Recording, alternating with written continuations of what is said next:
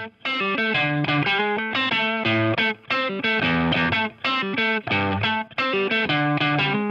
ready to start for another episode of the Nature Conversations journey.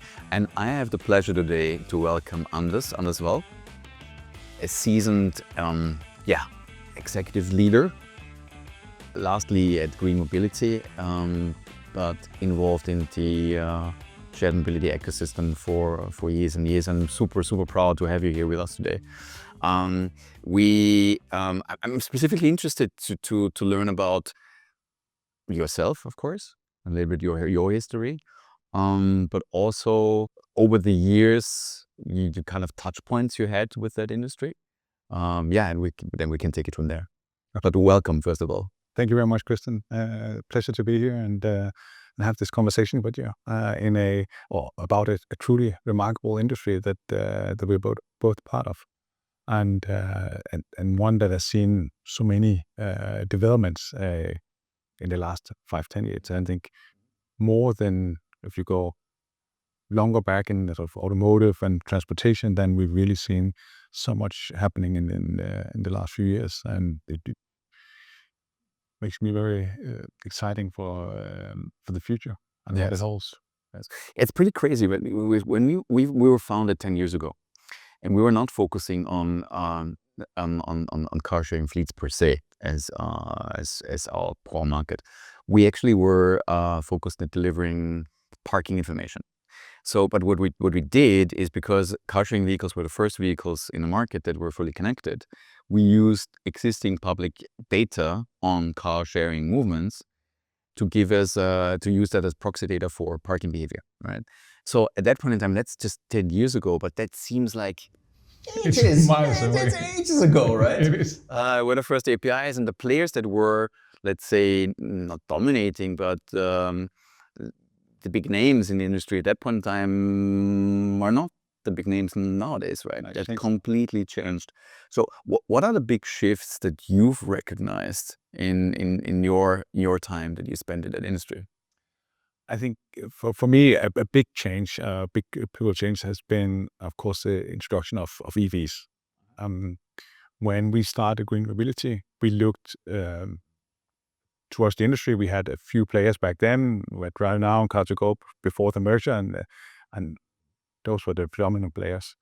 But most of the fleets were on traditional ICE cars, and we believed firmly that in the future, which this is back in 2016, in the future, the future that would hold EVs as a predominant type of cars for cities, but also, I think more importantly, it would become a requirement from cities.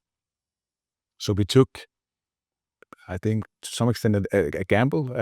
We started the company with entirely EV fleet, and at that time, having only EVs was it's fun to look back at, but a lot of people were afraid of driving EVs. Yes. And today it's a common thing everywhere. Yeah. So that has definitely been a huge change. That now it's just we drive an EV. That's not an issue anymore. But it was not too long ago, and the same with you guys when you started. So that has been a remarkable change. So it's sort of prompted a lot of change in thinking from our customers, but also people in general. This notion of going from refueling cars to charging it, and how do I think differently? How do I plan and anticipate that? So I would say for sure EV has been a huge change in the market. Mm-hmm. How did you solve the issues that you come across? I mean, at that point in time, let's talk 2016. It means infrastructure like very rudimentary, right? Yeah. How do you run then a fleet of several hundred cars, like peak full EVs? How do you have to do that? It was the challenge of the day, absolutely. Fast chargers were non-existing. I mean, it was really what we call slow charging, or 11 kilowatt charging. And I think we were, to some extent, we were lucky, and that also motivated our move into EVs. That at that time, Copenhagen or Denmark was essentially a trial market for E.ON, the large German power company. So we had, relative to the to the number of EVs in the city, we had a surplus of chargers. Oh wow. So it made it, and at the same time, more or less no one, or private consumers Use those chargers, right? So we had an abundant, not an abundant, we had enough, let's put it that way. Mhm. The challenge was whenever I went to sort of, when I started building up the company in international markets, I traveled around Europe, meeting with cities, and went to see, and they told me, well, we have 2 chargers. Okay, that's not going to work. So how are we going to do that? Yeah. We had to also engage in dialogue with power company acquisitions, the city. Were they interested in investing in this, and how do we scale this up? So it was definitely a challenge in the first couple of years, and we had to focus entirely on cities where we had some level of charging infrastructure. Mm-hmm. How would you see the, or how did you experience the role that cities took in that game?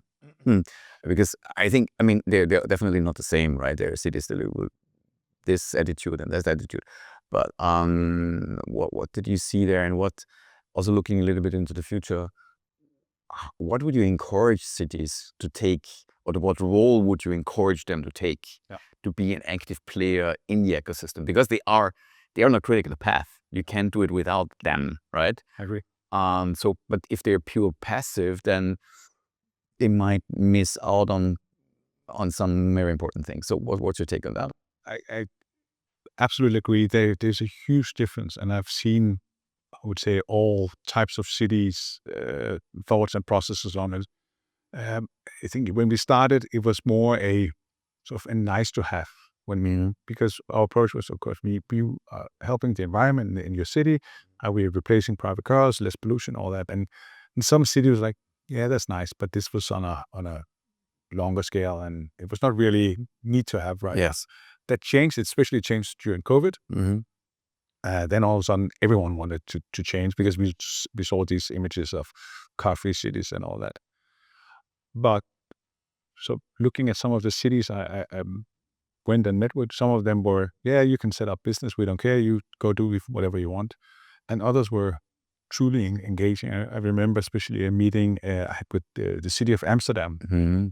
And we always inquire about parking and charging, of course. And at that time, and I think it's still the case, Amsterdam had the best charging network, operated by the city, by the way, in all of Europe. And I remember asking them, well, what if there's an area where there's no charges? They laughed a little bit at me, because, of course, that was not the case. But if I found an area where we needed charging, Yes. I should simply call them, and within a few months, they would have put off charges. Oh wow. And when you meet a city like that, think, okay, we want to go here and we want to do business here. Yes. And then you can imagine the opposite, where there's absolutely no support or interest. And I think the interest is the key part. And the city they're very much a part of this. And you still see cities that are prone to the traditional way of having mobility, trains, buses, and pretty much it, and then private cars. But you have to have an open mind. You have to be proactively, as a city as well, seeing, okay, do we have charging infrastructure? That's a fundamental. But also look at parking structures. How do we help this change? Because almost all cities want to have this change. They want to get rid of polluting private cars, reduce traffic, make it much more sustainable. Okay, so then you have to start doing something. It's not going to magically appear by itself. Yes. And the city has a huge part to play in that. Yeah. I've also seen, how to put it, the cities that we now operate in, the cities that were extremely progressive on electrification, like Hamburg. Yes, we now operate the largest EV fleets, and quite successfully so. That means that hundreds or even thousands of vehicles are non-ICE cars, right? Nowadays, in comparison to other cities. So I think that also allowed the city to set some of the rules, but like being supportive on the one hand side, and taking that as let's say an opportunity, or even as an obligation to set clear rules about how things should work out in this very specific situation. I think it's a very much about sort of stick and carrot. We see a lot of cities that are just banning polluting cars, or taking away parking spots and all that, and then assuming that everyone will change to the public transportation. and it's not working. Yeah. You have to say, okay, we're gonna take away this, or we're gonna substitute it for this, or we're gonna give these types of mobility some kind of preference. It can be parking, charging, cost-wise, and otherwise, to promote the use of that. Because ultimately, it is the citizens and the users who have to think this is easier than I have to if I take my private car. Yes. I think sometimes the cities, or maybe even many times, the cities lose track of that. They focus very much, okay, what's convenient for the city. Yeah. And you have to think about, okay, not only it's a capital city, not only the inhabitants in the capital, but all the suburbs and areas. How can we make it easy for them? Yes. Because that will ultimately benefit the economics of that city. How did you deal with, and it's a question that came to my mind because you were tackling using, quote, not just public transport, unquote, right? So I quite often hear the assumption that public transport is in kind of competition with shared mobility and car sharing, right? How do you see that playing in the real world? It's funny that you mentioned that, because so many cities, I got told that, no, but you're competing with our public transport. And I never really fully understood it, because for one, I mean, even if we have 2,000 cars in a city, we can never fully compete with a train service. Yeah. It will move much more people at a much lower cost than we could ever do. Are we taking a few away? Maybe so. But what we actually learned was that in cities where you had well-functioning public transport, those were the cities where car sharing worked the best. Exactly. And it's the same experience that I have. Yeah.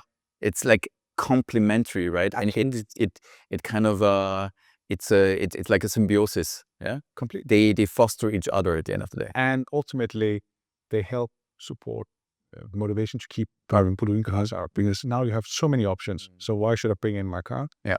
Whereas the other cities where you have poor public transport, everyone owns a car. They need to. So I agree, they complement each other completely. And you say, okay, but then you're following the same lines. No, because the reality is that we all move in different directions. A short story, we had a partnership with Vy, the public transport company in Oslo. Yeah. And they are state-owned.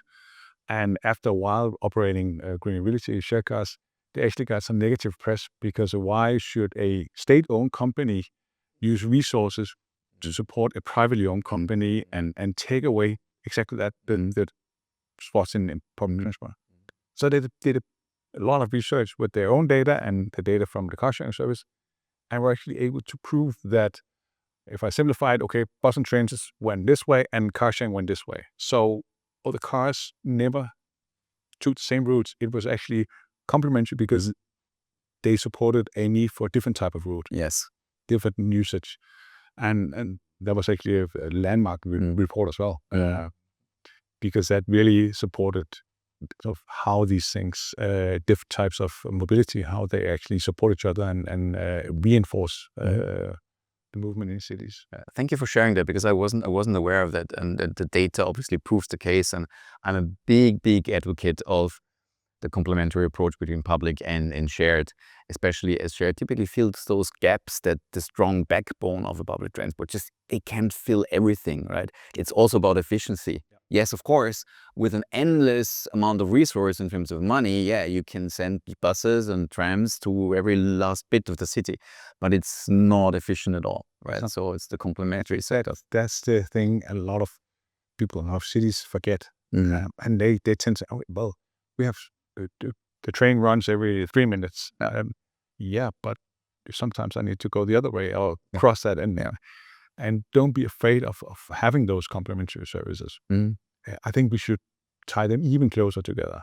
And it's something we've tried several times, saying, okay, if you have a monthly card to the public transport, how can we add in X minutes or euros or whatever usage of car sharing service, so they are naturally linked. Yes. But I think most places where we tried it in Oslo as well, it's almost like an old world meets a new world in mobility, and they can't really So it should be very simple from a technological perspective, but then you meet sort of habits in organizations, and then it takes a while. Absolutely. So I think the like from a regulatory or even political side, and I'm not going into politics in general, but the fostering private-public partnerships in that arena, I think, is something that would be really accelerating. And the cities that take a proactive stance on that and don't wait for regulatory bodies to tell them what to do, I think they have the most progressive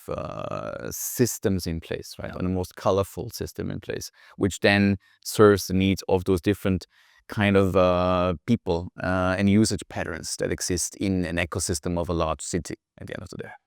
But we have, if we're not able to have these collaborations, then we're not going to change, or at least not fast enough. And I don't see any point in private competing with public, because there will be no winner. But there's a lot of, I think I've experienced it on the public side, fear that we are going to change something, we're going to tear something down. But hopefully, or imagine that if we together reach something that was even better. Yes. And that's absolutely feasible. Yes. And it's very likely, I would say. Because then you focus much more on what is actually needed from the customer. And then imagine if you could rebalance the fleet to better suit the public transportation, something else. So we have to start these communications, but it starts somewhere. I've had several conversations over the years with train operators, public train operators, and one thing I found to be the case in most places, when you go outside, especially sort of main train stations, you always have taxi stands. Yes. They have priority parking in front. Yes. And I've always tried to, can't you just put aside an area for shared cars? So there will always be some. And that's a political warp, because, not that I want to pick a fight with the taxi companies per se, but you have to have them this close to each other for it to really work. Yes. I have these hubs. Yes, I hear you, and I had the same experience with regards to airports, because we now serve a lot of European airports, managing the supply, let's say optimum supply of vehicles, of shared vehicles at the right point in time and day of the week, blah blah blah. So because that's quite a peaky business, right? If you don't know it. And what's happening there is, yes, the same thing. Right, it's this taxi queue, and then you have to walk for, I don't know, we were in Madrid, and it took us literally 20 minutes to find the place where the shared cars were parked. Too long. Was not, yeah, it's way too long. But I hear you, and there's one counter example, and that is North America. Funnily enough, Vancouver, Evo, where I think in North America in general, cities see themselves in a little bit of a different role than in Europe. And what I experienced there is a super fruitful coexistence, symbiosis of the public transport system and the Evo car sharing system, where every person, every citizen in Vancouver would say, yeah, what's the best way to get from the airport to the city? Yeah, you take an Evo. Yeah. And there's a space outside reserved for the Evos, and their supply is always there, and you can rely on it. So reliability is super important, right? Of the thing, and there it's already lived in a way that I can also see it happening in some of the European cities. So. But Vancouver and Evo they've been doing, I mean, both the city, but also Evo, they've been doing really well, and I agree they're a very good example of it. I've always looked for as well, whenever we go to a new city, okay, if there's an airport, we have to connect it. Yeah. And you would think that's easy, but as you experience in Madrid, it's not always that. Well, for one, to actually get the parking spots and then have them at a reasonable distance. Over the years, we've been very fortunate to have it in Copenhagen. It's literally outside the terminal building, the same distance as a taxi, so it's super convenient. Nice. Then it's used. But other cities, you have to walk. They will place you far away because we don't know really what to do with these guys. No, but we're actually complementing your service to make it very easy for travelers exiting the plane Yeah. to the airport. Yes. I hear you. How I would like to take an angle on, or take a look at the unit economic side of running EVs. Yep. Because we were serving fleets which are pure ICE, pure EV, and mixed. And especially with the mixed ones, we see the unit economics of those fleets, and it's like, until now, an ICE car at scale is financially more attractive. Is that so? What's your take? Yes and no. I think from a service perspective, I don't see it. But from a usage perspective, yes. There is, and some has to do with this sort of familiarity of using EVs. There are still people who are not super comfortable using EVs because range anxiety and all that. Plus, you see the customers who wants to go for a long trip. Okay, it's much easier to refill the car than I have to stay on charge, even though charging cards and all is provided. So it has an impact on revenue side. But what we've seen, and in the beginning, was definitely a challenge. It was much more expensive to run EVs than traditional cars. Yeah. But what we found is that the service part is less, because there's no oil change. There's the engine, it's an electric engine, so it runs differently. So in my view, it has some advantages as well. And over the years, we've seen a clear improvement on cost sides, unit economics. In the beginning, it was just through the roof. Plus, I think we were also on a learning curve. Everyone was. Yeah, totally. How do we start off by saying, okay, Skip, will an EV be worth it? How do we finance it? It's going to be expensive, because probably in 3 years' time, the battery will be dead, and there's no secondary market. So the main cost item, the asset, is challenged. Reality has proven the opposite. We haven't seen any cars. I haven't seen any cars where the battery will be used up. Same expense. Yeah. And I think I've had more than 3,000 EVs through my hands. We had one with a battery malfunction, which was handled by guarantee. 1 out of 3,000. That's a bunch. Yeah, it's not an issue. So battery was never an issue. So it was really much more about learning how to service the individual parts, how to start measuring in. Because in the beginning, you tried to sort of do a little bit on Excel sheets and all that, just get this fleet running. It was about building up revenue, getting the brand known, getting customers in, and build service. The big blocks, right? Absolutely. It's really big blocks. And then you have to start focus, and you have to start looking at, okay, how is the economics build up? What are the main costs, and which are the costs that we can actually impact? Servicing, of course, but how do we service a car? And when you have a reasonable size of fleet, then all small elements play a part. And you could say, oh, well, it's minute. Yeah, but when you have 1 million trips a year or more, 1,500 cars or more, then it all counts. And you have to really go down in minute details and think, okay, when we have to go and service a car, bring them in for charging, how do we actually dispatch our service crew to be as optimized as possible? Because if you have 5 people traveling around, it's just too much salary. Yeah, traveling salesman problem, right? No, it's at scale. And suddenly you have like hundreds of vehicles to charge. Same when it goes to repairs, damages. How do you do that? How do you optimize it? And there's a lot of innovative thinking as well, and it's just looking at it from a different perspective. Can we source this? Can we actually repair the cars in a better way? We ultimately chose to insource repair. So we have single purchases that took the same decision. And it was a simple calculation at the end of the day, but it took us a while to realize that.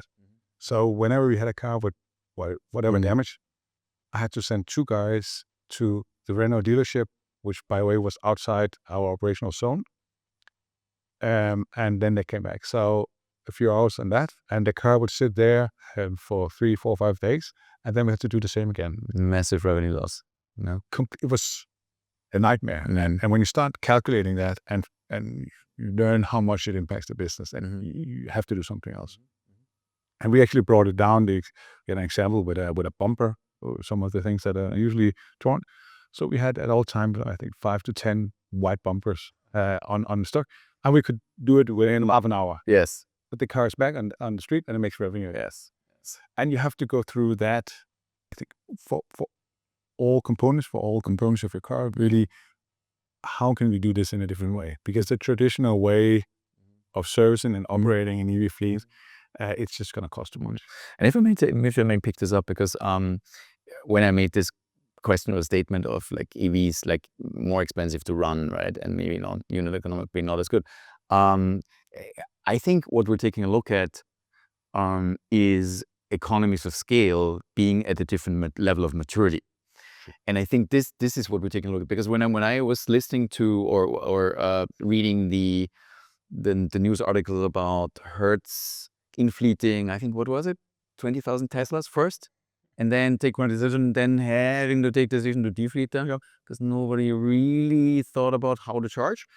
And then one of the reasons given why they would do this was like this: the unit economics wouldn't work out for EVs. And like, no, it's not true. It's like, yes, if you just start doing this, right? If you do it in a very rudimentary way, but if you take those learning curve steps, you have to build it up, and then at a certain point, yes, you get competitive. Yes. And I think what I've seen, there's been this sort of notion that changing into EV should from day one just be a success case. Yeah. We have, and I think we will see the same when we get more autonomous cars, that we have this built-in expectations that overnight is just going to change everything. But a company like Hertz, they build up their ICE fleet over many years. They had a lot of learning, Decades. where they lost a lot on different parts. Absolutely. So when taking in a bunch of Teslas, there's bound to be a learning curve as well. And you have to, instead of just defleeting him, okay, right, the market is still there, it is. How do we solve these issues? How do we solve them? They're all solvable, but you have to view it differently. And I think that's also, in some cases, a mindset. Well, we're used to doing this. That doesn't work for an EV. We can't use it. No, you have to work differently. Yes, view differently, and charging, of course, is one, but also repairs and running of the cars. Yes, and now a little bit shameless self promotion. That's exactly what we do at the end of the day. Because yes, you can take the time to learn and take those cycles, or you could work with a company who's doing that and did that already a couple of times, and can bring you the results and value in a very short period of time, right? So that's always the question, and what is the right timing for that? But it's the key. I mean, you've built up this data, so you can actually fast track. Yeah. Clients, you can fast track fleets on that, because the information, the learning has been done. It wasn't there in the beginning, but of course now it's there, and you can benefit from it. And what I found interesting when it comes to that, so what we discussed now, and the solving the first challenges of running EV fleets at scale, right? I had a couple of touch points now with those AV fleets, autonomous vehicle fleets, in specifically US. And I've been talking to the people running those fleets and operating them. And it's very, very interesting, because they're approaching solving the same problems that you, for example, already solved like 5, 6, 7 years ago. And it's like, oh, wait a minute. I mean, we did that, right? And we had a solution there. You don't necessarily have to redo it from scratch.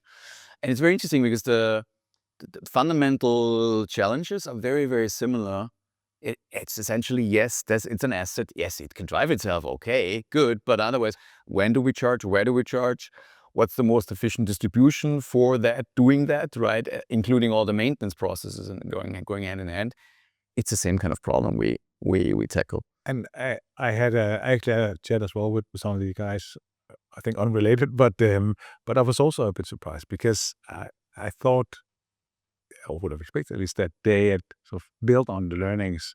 They brought in someone, or at least went and had a look at it and say, okay, that we can use, we can add on to that, because I think there's a very clear link between those two. Mm. But the main difference, of course, is the self-drive, but that's, to me, that's a different part of the business case. You still have to service the car, it has to charge, it has to do all these things. Yes.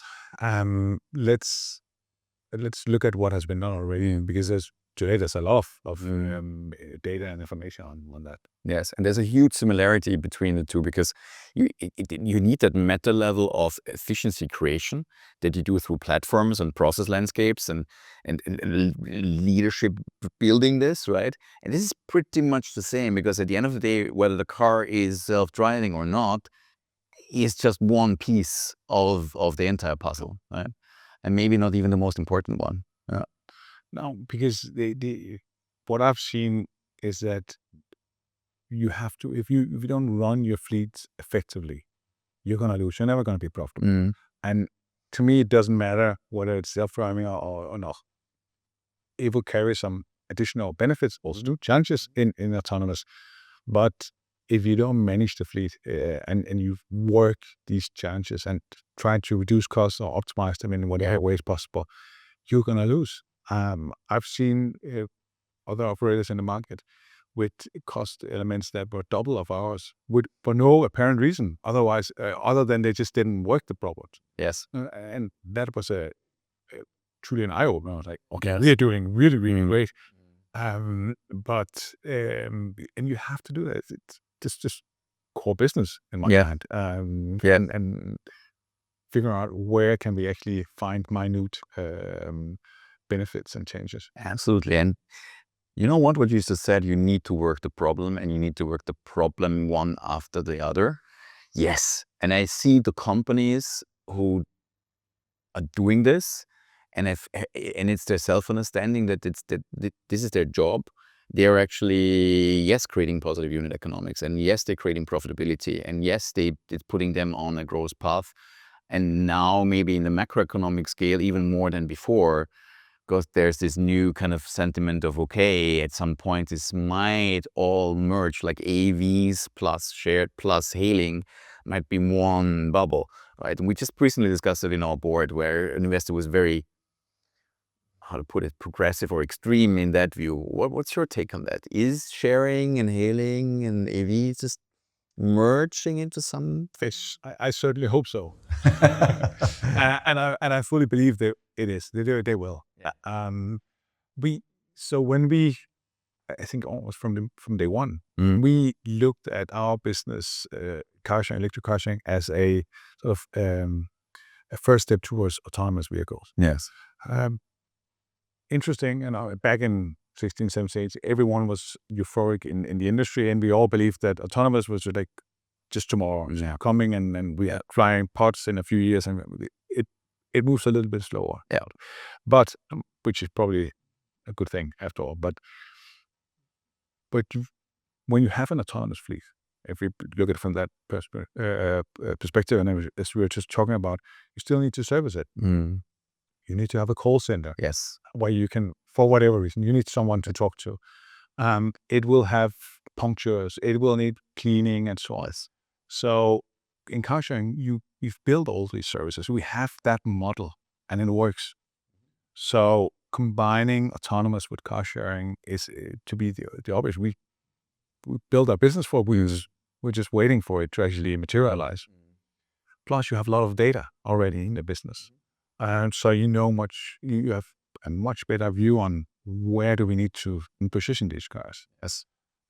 So I see autonomous as a way to add much more traction in shared cars or shared mobility, to enhance the companies, but also to significantly enhance the usage. Because we are now solving some of the biggest issues for car sharers. That's availability. That if I need a car right now, maybe there's not one close by. Okay, I'll have to do something else. Exactly. But if I can call one or I say, okay, we are done in 5 minutes. Okay, one will be there because it can reposition itself. Yeah. We've over the years I've done countless of calculations, and we try to see, okay, how can we move the fleet? And we've had so many examples of them. We sent someone. We both did it ourselves. That's too expensive. Salary-wise, it makes no sense. Then we've done various forms of incentivizing customers, saying if you take a car in this area and move it to this area, we'll give you the trip for free or something else.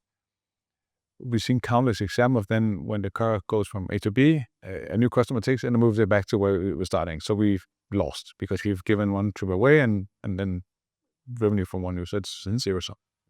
But with autonomous, it changes the game entirely, because now, based on data, the fleet will, for one, reposition itself, or we can actively reposition it depending on specific needs and so on. So it's a given. It has to converge, and I don't see why not. Plus, the idea that we will own autonomous cars is a little far-fetched to me. And why should I own an autonomous car? Maybe they will build some supermodels and whatever, and a few people will have. There's a need for that, right? No. That's agree. But there will probably be a few. But the majority will be in a free flow scenario, because why should I have a car at home that I'm not using when I know that in a very short amount of time a car will come and pick me up and Exactly. push me off to it. Exactly. And that's a pure reliability question, right? If I know a car is going to be there in 5 minutes, I don't care. You don't care what I mean? I don't know. No, you don't need to. For most use cases, let's put it like that, right? There will be edge cases, of course. There will be customers with specific needs, and then we will start looking at how do we service them. Absolutely. But the majority of trips made in a city, you can fully support those. And I think it's more a matter of let's move towards that. Let's accelerate that process. Yeah. Because I think also it will help take away this parking issue that so many cities are worried about, or local residents are complaining about. We know from data, and we know it from running our fleets, that the number of vehicles you need to serve the same amount of mobility, you can reduce it to an absolutely minimum. You don't need all those cars, right? You don't need them. That car will drive itself all the time. Absolutely, which has always been the case for car sharing, right? I mean, yes, we're very aware of that. Yeah, interesting. What I think what it also will enable is the unserved rural areas that are like just at the outbrink of cities and that are underserved typically, right? Because public transport is not going there. Like taxis are way too expensive.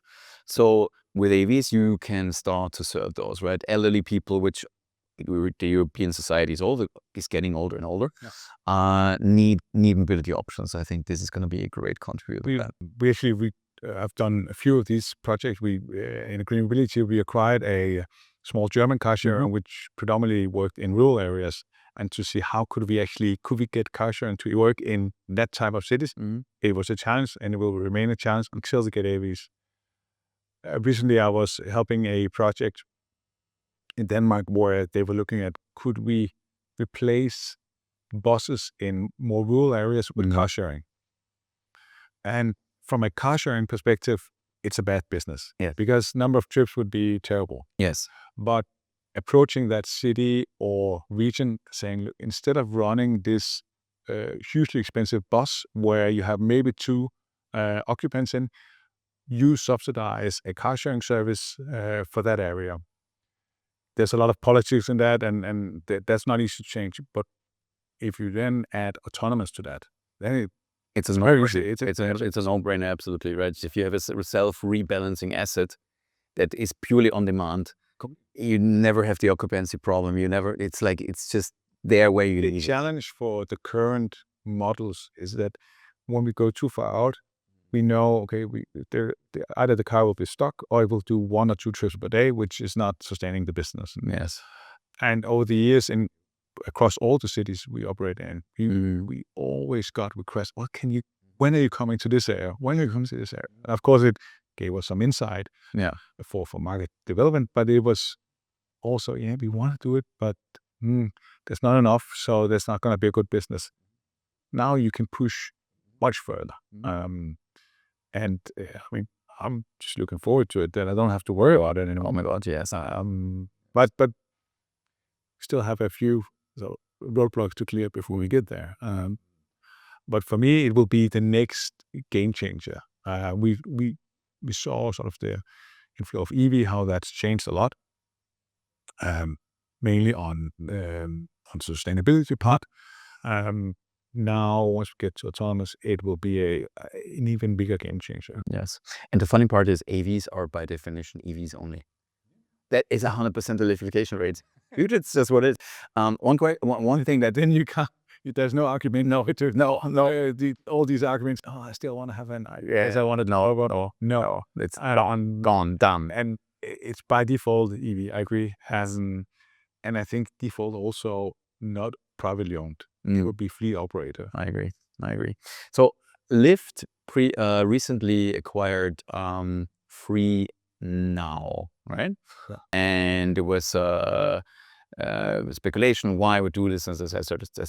I mean, my take, and please feel free to disagree, was they acquired the user base. They acquired access to European consumers, right? As a US company, thinking about strategic move into Europe, that's where you want to start. If you have to build it up from scratch, it's going to be very expensive. So, that means that from a car share perspective, your existing car share, your user base is definitely an asset, right? What do you see to be the other assets in that case? And just maybe let me do one speculation, because you said before, the operational backbone that you create as a car share is exactly what you need then also to run an AV fleet on top of it, right? Yeah.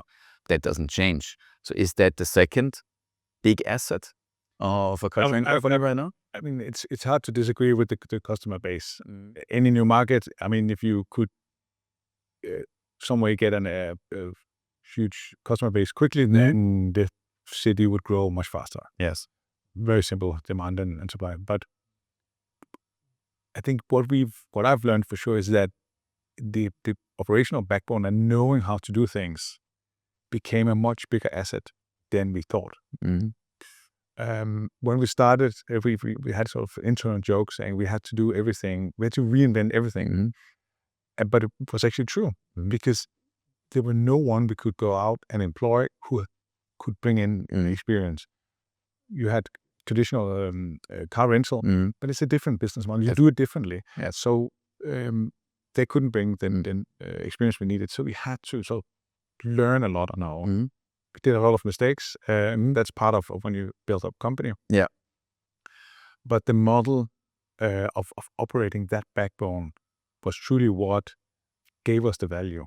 And in running the business, right, from a shareholder and investor point of view, this might be something like, oh my God, you really have to go into this. Like, you really have to do this. It's not. It's a problem, right? It's a problem from a strategic perspective. Nowadays, it might be even seen as an asset. That's what I find kind of funny, right? They look at okay, who actually knows how to operate this? Yeah.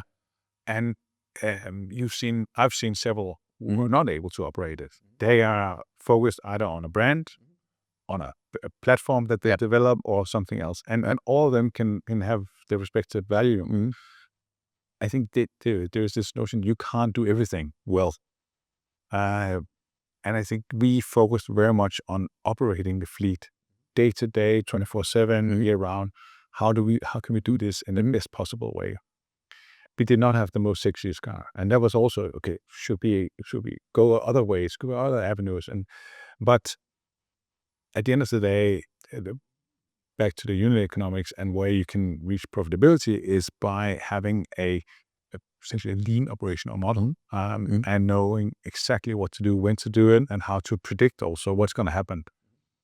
That's where you will find value over the long term. And once you have it, you can scale it much faster, because you know what to do and adapt to global markets. But it's very clear. Yeah. I think that was and then I think, and in that lies as well the ability of making some good partnerships.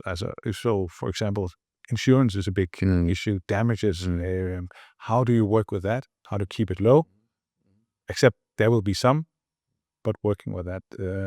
And I think the last part, which is also taking interesting turn at the moment, the real asset in terms of the car, EV.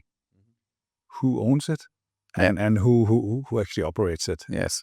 And I just read, I think it was yesterday, that a big part of Waymo's fleet will be actually owned and operated by Move in the US. That's correct. And they are taking a different. They want to be asset light, and a lot of them companies want to be asset light.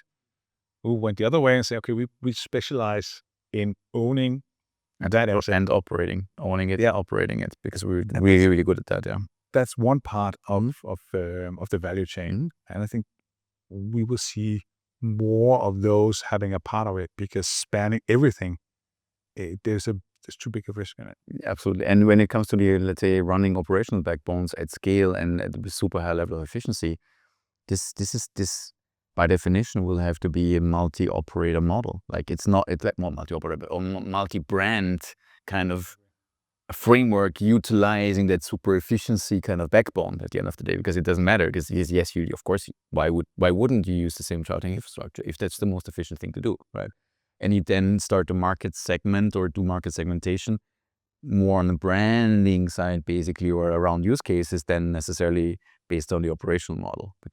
And that's also changed, I would say. We've seen sort of over the past years. When this started, you had COVID changed a lot, but pre-COVID we had a lot of car sharing operators in Europe, and everyone wanted to sort of control everything in their company, and you had very little collaboration, because we don't want to share with you, and you to sort of build up market, and everything just went one way. Now we've seen business models that have changed, like the one you just mentioned, and I think we'll see more, because doing all of it has led to too many failures. It is too costly. Yes, absolutely.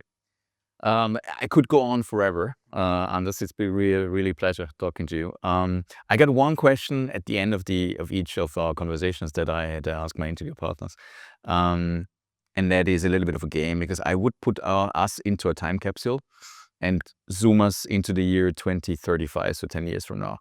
From the position of 2035, if you take a look at the two of us sitting here, like in this year 2025, what advice would you give us? I would probably sum it up to move faster and push the limits, because in my mind, we've fallen behind in Europe when we compare to US, especially in China. We lost a lot in innovation on mobility. You can see the automotive landscape in Europe is they're really struggling. But also on city level, we are holding back. Cities are reluctant to allowing tests for autonomous cars. But in Shanghai, everyone can go take them, and you go to San Francisco. Okay, so why can't we do it in Europe? Yes, of course we can do it. We have a too rigid system, and that needs to change. And they're not going to do it. We as an industry, we have to push. We have to move faster than that. We have to. If we don't get to autonomous and hopefully have some European companies in that game as well, we're going to lose even bigger. Yeah, and someone else will do it for us, and that's the guarantee. Others are not waiting for anything. No, it's then someone else will do it for us. And the question is, if the game has been lost already. Yes. But I hope not. Nah, I also hope. I think I truly believe, in terms of confidence, that it's not about owning everything. It's also a very European concept, by the way. It locks. But what role can we be unique in, and specialized at the manner that we're just doing it? We're just the best doing it, right? And being part of that ecosystem. I think ultimately mobility is going to be very much a global game, and there will be global players. And we have to have that outlook and aspiration. Yeah. And we need to have this fundamentally improve our economy because mobility actually supports that, facilitates that. 100%. And we have so many innovative companies around Europe that could contribute to this. Yes. So it's about setting the political agenda. None of us are politicians, but we have to push them a little bit. And, Yes. and I think it has to be addressed and talked about. So push hard, move faster. Yes. Yes. Anders, thank you very much for the conversation. I very much enjoyed it. It was a pleasure. Thank you. Absolutely.